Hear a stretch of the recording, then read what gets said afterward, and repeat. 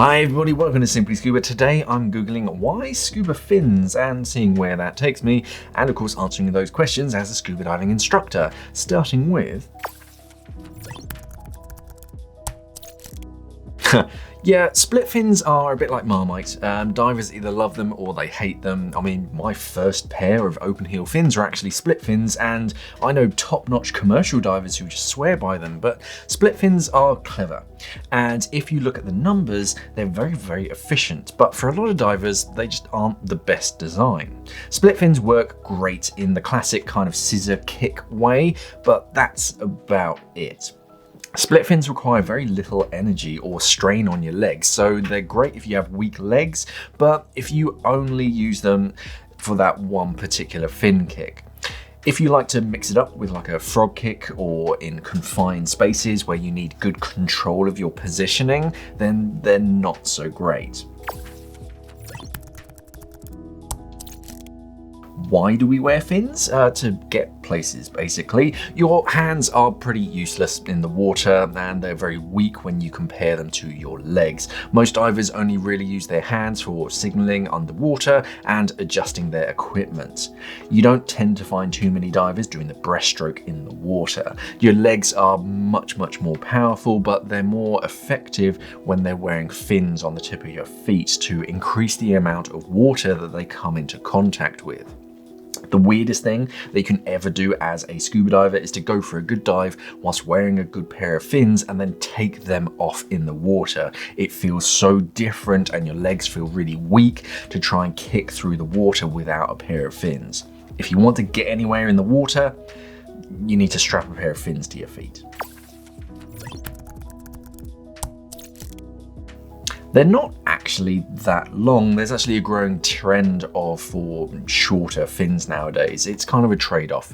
If you go too short, then you don't have any power. If you go too long, then they can be a bit too clumsy in close quarters. Freediving fins, for example, that sort of divers use in clean, open blue water, they can be upwards of 60-70 centimeters long from the tip of your toes, but they're made for straight line efficiency and not confined spaces. And trust me, a lot of research and testing has gone into the most efficient length. If it could be any shorter to make it more efficient, they'd make it shorter. If it could be longer, trust me, they'd make it longer. But for scuba diving though, 40 centimeters from the tip of your toes, that's quite a long blade. I mean, my personal fins, they're only about 30 centimeters long from the tip of your toes, and they have plenty of power.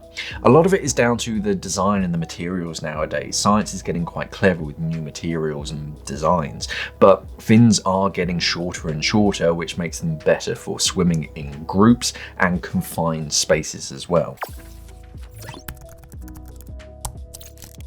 There's not much difference between snorkeling fins and scuba diving fins, really. There's no real definitive separation that makes a pair of fins specifically for snorkeling or scuba diving. It's quite a grey area, and you can use both for both, kind of. The closest separation that we have is full foot and open heel. If you look at the foot portion of a pair of fins, it's either going to have a molded rubber heel that you slip your entire foot into, or an open heel with a strap that kind of loops around the back of your foot, and they require you to wear a pair of neoprene boots.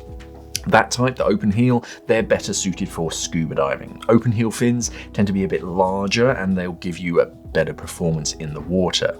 You can still use full foot fins for scuba diving, but they tend to be a little bit smaller and lighter, more designed for snorkeling, lightweight travel, so they don't have quite as much power. They'll still get you places, but they don't have anywhere near the same amount of power, and for longer dives, you'll end up getting tired faster and you can get cramped because they're actually pivoting on a different part of your foot.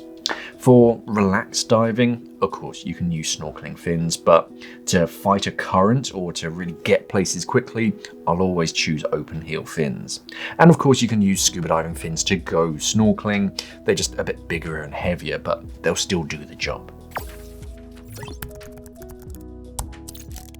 I don't think anyone truly knows the very first person who thought about strapping something to their feet to make them swim faster in the water, but we do have records of inventors like Leonardo da Vinci, Giovanni Alfonso Borelli, and even Benjamin Franklin coming up with rudimentary swim fin designs. The years between the First and Second World War, several designers came up with swim fins ideas for their sort of military divers to go under, or at least in the water, and swim faster. Louis de Collier is probably the most famous, and his design was eventually sold to the US to try and sort of bulk make them. But here in the UK, Dunlop, they made rubber fins for the military, but then they basically binned the idea after the war because they didn't think anyone would be interested to buy them for recreational swimming. That was a mistake. For mass production though, I think Cressy hold that title. Their Rondine fin for recreational scuba diving. They were kind of the first to bulk produce fins. And there you go. If you have any questions that you want answered, let us know down in the comments below. And don't forget to head over to SimplyScuba.com for the latest and greatest scuba diving and snorkeling fins. Thank you for watching, you wonderful people, and of course, safe diving.